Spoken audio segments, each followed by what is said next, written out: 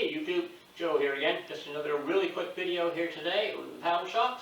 Right here we have 4 of our Neebing River canoe paddles. These were just finished up yesterday, last coat of oil. There's going to be a separate video coming on this particular paddle model very shortly, the next day or two, maybe even tonight. And over here we've got 5 Greenland paddles. These 2 I briefly mentioned in a video a couple of days ago where I was talking about going out and circumnavigating Vancouver Island again next year.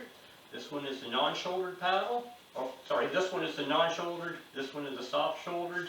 These are both my own personal paddles. They'll be finished in the next few days. They're not sanded yet. And these 3 more non-shouldered paddles. These are all going to customers in the US in the next few days. I just got to sand them down. All 5 of these, they'll get sanded today. First coat of oil goes on them tonight, more tomorrow, the next day, and so on. Then they'll be all finished up. And we might do a quick video on these 2 that are going for myself.